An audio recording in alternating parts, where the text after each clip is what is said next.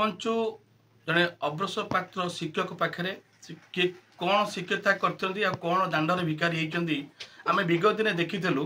ଯେତେବେଳେ ମୁଖ୍ୟମନ୍ତ୍ରୀ ଆସିଥିଲେ କେନ୍ଦ୍ରାପଡ଼ା ଗସ୍ତ ବଳଦେବ ମନ୍ଦିର ପାଖକୁ ସେ ଟାଇମ୍ରେ ଏ ବ୍ୟକ୍ତି ଜଣେ ତାଙ୍କ ଗୋଡ଼ ତଳେ ପଡ଼ିଯାଇଥିଲେ। ସେ ଟାଇମ୍ରେ ତାଙ୍କ ପିଓସ୍ ତାକୁ ଉଠେଇ ନେଇଥିଲେ, ତାଙ୍କ ସହିତ କଥା ହେଇଥିଲେ, କିନ୍ତୁ ସେ ନେଇକି ସେ ଭିଜୁଆଲ୍ ଆଉ ରଖିଲା ନାହିଁ ଯେହେତୁ ପ୍ରବଳ ଲୋକ ହେଇଥିଲେ। କିନ୍ତୁ ଏ ନେଇକି ଆମେ ତାଙ୍କ ସହିତ କଥା ହେବା କାହିଁକି ମୁଖ୍ୟମନ୍ତ୍ରୀଙ୍କ ଗୋଡ଼ ତଳକୁ ଯାଇଥିଲେ କ'ଣ କହିବେ, ନାଁଟି କହିବେ? ଶ୍ରୀ ନରେଶ ଚନ୍ଦ୍ର ଲେଙ୍କା, ମୁଁ ଅବସରପ୍ରାପ୍ତ ପ୍ରଧାନ ଶିକ୍ଷକ କୁମାରପାଳ ପ୍ରାଇମେରୀ ସ୍କୁଲରୁ ଅବସର ନେଇଛି। କିନ୍ତୁ ମୋର 4 ବର୍ଷ 5 ବର୍ଷ ଧରି ସର୍ଭିସ୍ ବ୍ରେକ୍ ଆଉଟ୍ ଥିଲା। ସର୍ଭିସ୍ ବୁକ୍ କାମ କରୁନଥିଲି, ଇନକ୍ରିମେଣ୍ଟ ଦେଉନଥିଲି।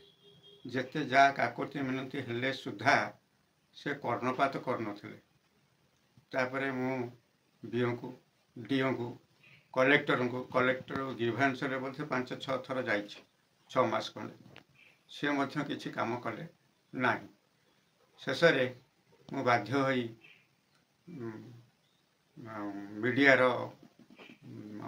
ମିଡ଼ିଆକୁ ପଚାରିଲି। ମିଡ଼ିଆ ମାଧ୍ୟମରେ କିଛି ଇଏ କରିବାରୁ, ଲେଖା ଦେବାରୁ ଇଏ ଯେଉଁ ଆମର ବିଓ ମାର୍ଶାହିର ସେ ପ୍ରଫୁଲ୍ଲ କୁମାର ସ୍ୱାଇଁ ସେ ପ୍ରତିଶ୍ରୁତି ଦେଲେ ଯେ ମୁଁ ତୁମର କାମ ମାସକ ଭିତରେ କରିଦେବି। କିନ୍ତୁ ମାସେ ଗଲା ପରେ ତାକୁ ଆଉ ଶୁଣିଲେ ନାହିଁ। ସେ ଯେଉଁ ଡିଲିଂ ଆସିଷ୍ଟାଣ୍ଟ ଯିଏ ଅଛି ଆମର ଭାସ୍କର ଚନ୍ଦ୍ର ଗାହାଣୀ, ସେ କହୁଛନ୍ତି ବିନା ଅର୍ଥରେ ଆମେ ମଥୁରା ଗମନ କରିବୁ, ପଇସା ନଦେଲେ କିଛି କାମ ହେଇପାରିବନି। ଆଉ କିଏ କହିଲେ? ଭାସ୍କର ଚନ୍ଦ୍ର ଗାହାଣ। ସେ କ'ଣ ଅଛନ୍ତି? Dealing assistant, BO officer. ତେଣୁ ତାଙ୍କୁ ମଧ୍ୟ ସେ ଆମକୁ ପାଖ ପୁରେଇ ଦିଏନା। ମୋ ଦେହ ଅସୁସ୍ଥ, ମୁଁ ଏଇକ୍ଷିଣା ଅଣ୍ଟାର ଅପରେସନ୍ ହେବା ପାଇଁ 3 ଲକ୍ଷ ଟଙ୍କା ଦରକାର। ତାଙ୍କୁ ଯାହା ଯେମିତି କୁଆକୁଇ କରିକି ଆସିଲେ ମଧ୍ୟ ତାହା ହେଲା ନାହିଁ। ଶେଷରେ ମୁଁ ରିଟାୟାର୍ଡ କରିଗଲି ମାସେ। ଏବେ ପ୍ରଫୁଲ୍ଲ ସାର୍ ଯିଏ ଆମର ବିଓ, ସେ ଆଜି ରିଟାୟାର୍ଡ କରୁଛନ୍ତି। ଏଇଭଳି ଭାବରେ ମୁଁ ତ ଅବନୀୟ ଭାବରେ ରହିଛି। ଆଡ଼େ ପଇସା ପତ୍ର ନାହିଁ। କ'ଣ ସମସ୍ୟା ଥିଲା ଯେ ଆପଣଙ୍କୁ ଏମିତି ହଇରାଣ କଲେ? କିଛି ନାହିଁ, ସମସ୍ୟା କିଛି ନାହିଁ। ସମସ୍ତେ ଚାକିରି କରିଛନ୍ତି, ମୁଁ ଚାକିରି କରିଛି। କିନ୍ତୁ ମୁଁ ସରଳ, ମୁଁ ପଇସା ପତ୍ର ଗୋଟିଏ କେଉଁଠି ଦେବିନି କି କାଠୁ ନେବିନି। କିନ୍ତୁ ତାକୁ ସେ ବିଶ୍ୱାସ କରୁନାହାନ୍ତି। ନାଇଁ, ସମସ୍ତେ ଦେଉଛନ୍ତି, ତମେ ଦେବ। ଆମର ଏଇଠି ଥାଳ ଥୁଆ ହେଇଛି, ଏ ଥାଳ ଦେହରେ ଭରଣା କର। ତଥାପି ମୁଁ କହିଲି ପଇସା ମୋ ପାଖରେ ଥିଲେ ସିନା ମୁଁ ଦେବି, ମୁଁ ତ ପଇସା ନାହିଁ। ଆଡ଼େ କିଛି ନ ପାଇ ଦରମା ତ ମୋତେ ଯାହା ଦିଅନ୍ତି ହାତ ଟେକା କରି ତାଙ୍କ ବାପା ଧନରୁ ଦେଉଛନ୍ତି, ମୁଁ ଅନୁମାନ କରୁଥିଲି ହାତ ଟେକା କରିକି ଦେବେ।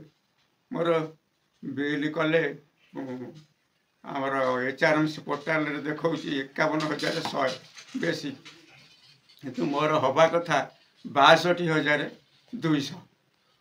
କିନ୍ତୁ ତାକୁ କଲେନି। ବିଓଙ୍କୁ ପଚାରିବାରୁ ବିଓ କହୁଛନ୍ତି ତୁମର ସବୁ ପେନ୍ସନ୍ ପେପର, JS ଆଉ ପେନ୍ସନ୍, ଏ ଯେଉଁ ପ୍ରୋଭିଡେଣ୍ଟ ଫଣ୍ଡ, ଏଗୁଡ଼ାକ ସବୁ ଦେଲେ, ଫାଇନାଲ କଲେ ଆମେ ସବୁ ଏରିଅର କରିବୁ। ଏରିଅର କରିବ ବୋଲି ହେଇ ସେ ଆଜି ଚାଲିଗଲେ। ଟ୍ରାନ୍ସଫର ରିଟାୟାର୍ଡ ଅବସର ନେଇଗଲେ। ବିଓ ପ୍ରଫୁଲ୍ଲ ସେ ପଳେଇଲେ। ମୁଁ ଠାକୁରଙ୍କୁ ଡାକୁଛି ସେ ସେମିତି ହୁଅନ୍ତୁ। ସେଇଭଳିଆ ଭାବରେ ମୁଖ୍ୟମନ୍ତ୍ରୀ ଆସିଥିଲେ, ଆପଣ ପଢ଼ିଥିଲେ କ'ଣ ମାନେ ଏଇ ଜିନିଷ ପାଇଁ 2-3 ମାସ ତଳେ ମୁଖ୍ୟମନ୍ତ୍ରୀକି ଦେଇଥିଲି, ପ୍ରଧାନମନ୍ତ୍ରୀକି ମଧ୍ୟ ଲେଖିକିରି ଦେଇଥିଲି ପୋର୍ଟାଲରେ, ଆଉ କଲେକ୍ଟର ଗ୍ରିଭାନ୍ସରେ 5 ଥର ଦେଖା କରିଥିଲି। କିନ୍ତୁ ହେଲେ କୌଣସି କଥା ସେ ଶୁଣୁନାହାନ୍ତି। ସେ କହୁଛନ୍ତି ଆମର ନେତା ଅଛନ୍ତି, ଆମ ସରକାର, ଆମେ ଯାହା କରିବୁ ତାକୁ କେହି ବିରୋଧ କରିପାରିବେ ନାହିଁ। ଏବେ ଆପଣ ମଠ ଯିବା ପାଇଁ ପ୍ରିପେୟାର୍ଡ ହେଇଯାଇଛି। ବୋଧହୁଏ ଆଜି ପ୍ରଫୁଲ୍ଲ ସ୍ୱାଇଁ ପଳେଇଲା ବିଓ, ମୁଁ ମଧ୍ୟ ଆଜି ପଳେଇ ଯାଉଛି ଘରୁ ବାହାରି। ଏଇଆ ହେଉଛି ମୋର ଶେଷ କଥା। କିରାଣୀ ଆପଣଙ୍କୁ ବହୁତ ହଇରାଣ କରିଛି। କିରାଣୀ କୁହ ନା, ମୋତେ ତ ପୋକମାଛି ଭଳିଆ ବ୍ୟବହାର। ତା ନାଁ ହେଉଛି ଭାସ୍କର ଚନ୍ଦ୍ର ଗାହାଣୀ। ସିଏ ଅଛନ୍ତି, ସିଏ ପୁଣି ଡେପୁଟି। ତାଙ୍କର ହେଇଥିଲା ଆଳି।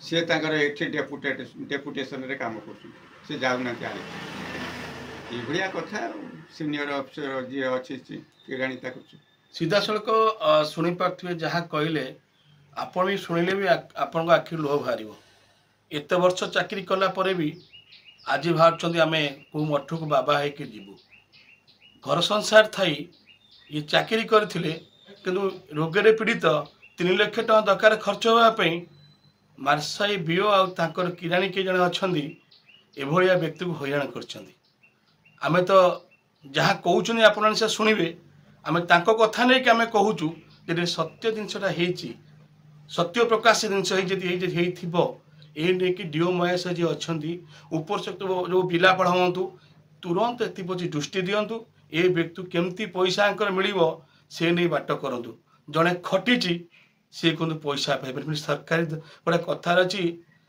जो बीओ कथा कहते बीओ विषय में बहुत किसी जानी बहुत किसी तथ्य अच्छी आम पाखे